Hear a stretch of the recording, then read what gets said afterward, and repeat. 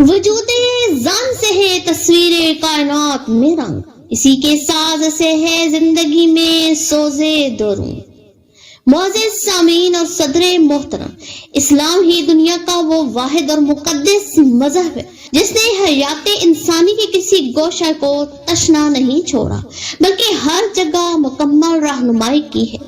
عبادت ہو یا سیاست، شادی ہو یا غم، مرنا ہو یا جینا، معاشرتی نظام ہو یا ازدواجی بندش، غرض یہ کہ ہر جگہ وہ اپنی ایک ایسی یکتا اور منفرد حیثیت رکھتا ہے جس سے دیگر ادیان و مذاہب تہی دامن ہے۔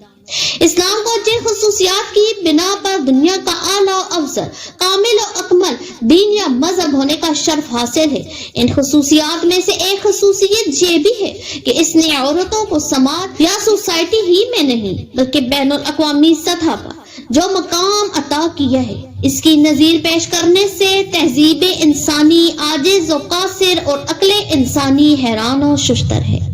یا تو عورتوں کو دنیا کی ذلیل ترین مخلوق سمجھا جاتا تھا، یا اب انہیں کارخانہ قدرت کا اعلیٰ ترین شاہکار تصور کیا جانے لگا، یا تو معصوم بچیوں کو زندہ درگور کرنا فخر و مباحات میں شامل تھا، یا اب انہیں توشہ جنت سمجھ کر پروان چڑھایا جانے لگا، یا تو بیواؤں کو پتی کی چتاؤں پر ستی ہونے کے لیے مجبور کیا جاتا رہا تھا، یا اب ایک 40 سالہ ابھاگن کو سہاگن بنایا جا رہا ہے۔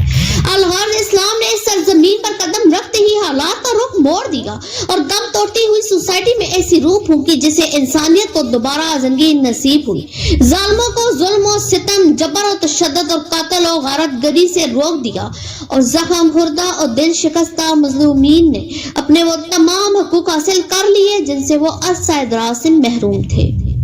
ورنہ یہ چرخ نیلی فام اور آفتاب کہن سالہ اس بات پر شاہد ہے کہ خدائے ذوالجلال رب السماوات والارض مالک بحر و بر کی اس سرزمین پر ایسے لوگ بھی تھے جنہوں نے اس صنف نازک پر ایسے ظلم و ستم کے پہاڑ توڑے جسے سن کر روح انسانی کانپ جاتی ہے۔ اس قرۂ عرضی پر ایسے لوگ بھی پستے تھے جو یہ کہا کرتے تھے کہ عورت کذب کی بیٹی ہے، دوزخ کی رکھوالی ہے، امن کی دشمن ہے، اور اسی کی وجہ سے آدم علیہ السلام نے وحشت کو چھوڑا تھا۔ اور ایسے شاعر بھی تھے جو اپنے اشعار میں یہ کہا کرتے تھے کہ میں قدرت سے اس لیے برہم رہتا ہوں کہ اس نے اس کمینہ جانور یعنی عورت کو مردوں کے محاسنے محو کرنے کے لیے کیوں پیدا کیا۔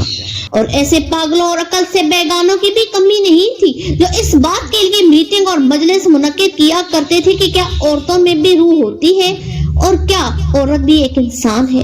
غرض یہ کہ طلوع اسلام سے قبل دنیا کا کوئی ایسا ظلم و ستم نہیں تھا جن کے ساتھ روا نہ رکھا گیا ہو۔ ان مظلوم عورتوں کے لیے ہر نئی صبح ہلاکت و بربادی کا پیغام لاتی اور ہر نئی شام انہیں خون کے آنسو رلاتی۔ یعنی خدا کی یہ سرزمین اپنی تمام وسعت اور کشادگی کے باوجود ان مظلوم اور بے بس ہستیوں پر تنگ ہو کر رہ گئی تھی۔ لیکن جب مظلومین کی آہوں اور دل کی شراروں نے دامن رحمت کو تھام کر فریادی کی تو عرش عظیم تھرتھرا اٹھا، رحمت خداوندی جوش میں آ گئی۔ پھر اس دنیا کے سیاہ پردے پر اس تاریخ ساز انسان کا ظہور پر نور ہوا جو سارے جہاں کا دکھ درد اپنے دل کے نہاہانوں میں سمیٹے ہوئے تھا۔ خنجر چلے کسی پہ تڑپتے ہیں ہم، میر کا حقیقی مصداق تھا جو انسانیت کا غمخوار اور مظلوموں کا مددگار تھا، یتیموں کا والی اور غریبوں کا مولا تھا۔ چنانچہ ذات مکرم نے اپنے قلب اور جگر کی گہرائی سے نکلی ہوئی الفاظ اور خدا کی طرف سے نازل کی ہوئی کتاب کے ذریعے حیوانوں کو انسان اور انسانوں کو فرشتہ بنا دیا، اونٹوں کو چرانے والے اور خوگرے ظلم و ستم کو تہذیب انسانی کا ایسا اعلیٰ نمونہ بنا دیا جسے دیکھ کر دنیا والے اش اش کر اٹھے۔ اس محسن انسانیت نے نہ صرف مردوں کو اشرف المخلوقات کا تاج زری پہنایا بلکہ ان مظلوم و مکروب عورتوں کو ذلت اور رسوائی کے عمیق غار سے نکال کر بلندی کے اس مینار تک پہنچا دیا جس سے بلند و برتر ان کے حق میں کوئی اور مقام نہیں ہو سکتا تھا۔ یہ اسلام ہی ہے جس نے آج سے 1400 سال پہلے ستم رسیدہ رسوائے زمانہ گردش دوراں کی ستائی ہوئی در در کی ٹھکرائی ہوئی اچھوت سمجھے جانے والی زخموں سے چور آہوں سے معمور بے قص و مجبور عورتوں پر ہونے والے ظلم و ستم کے خلاف علم بغاوت بلند کیا، انہیں سینے سے لگایا، ان کے زخموں پر مرہم رکھا، ان کے آنسوؤں کو پوچھا، ان کے دکھ درد کو سمجھا، ان کے حقوق اور معاشرے میں ان کی اہمیت و افادیت سے لوگوں کو آگاہ کیا۔ میں اقوام عالم سے پوچھنا چاہتی ہوں کہ کیا تم نے کبھی عورتوں کے دکھ درد کو اس طرح محسوس کیا ہے؟ کیا تمہاری تہذیب نے بھی عورتوں کو اتنا اعلیٰ و عرفہ مقام عطا کیا ہے؟ نہیں، ہرگز نہیں۔ یہ اسلام ہی کا ظرف و خصوصیت ہے جس نے اس رسوائے زمانہ مخلوق کو اتنا اٹھایا کہ ہم دوش ثریا کر دیا، انہیں بلندی اور برتری کے اس مقام پر فائز کر دیا جس سے بڑا ان کے حق میں کوئی اور مقام نہیں ہو سکتا تھا۔ معزز سامعین کرام، آج کی مغربی تہذیب عورتوں کی اس آزادی کو بری نگاہ سے دیکھتی ہے۔ وہ چاہتی ہے کہ عورتوں کو جو آزادی اسلام نے آج سے 1400 سال پہلے دی تھی وہ آزادی ختم ہو جائے، لیکن آج کی ناسمجھ عورتیں اس آزادی کو دیکھ کر خوش ہو رہی ہیں۔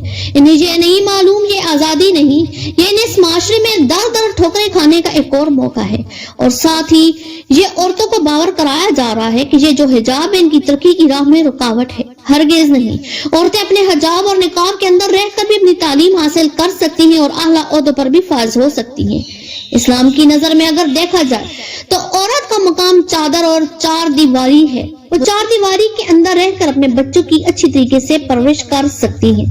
اگر عورت باہر کی چیز ہوگی تو اپنے بچوں کی پرورش کیسے کرے گی؟ بہرحال یہ ایک روشن حقیقت اور ناقابل انکار صداقت ہے کہ اسلام نے خواتین کو جو حجاب جیسی نعمت عظمیٰ عطا فرمائی ہے تو اس میں ان کے لیے کسی قسم کی ذلت اور رسوائی کی بات نہیں ہے، بلکہ یہ قاعدہ اور کلیہ ہے کہ جو چیز قیمتی ہوتی ہے لوگ اسے پنہاں اور پوشیدہ رکھتے ہیں، اور چونکہ عورت اسلام کی نظر میں بہت ہی قیمتی شے ہے اس لیے اسے پوشیدہ اور مخفی رکھنے کی ہدایت ہے۔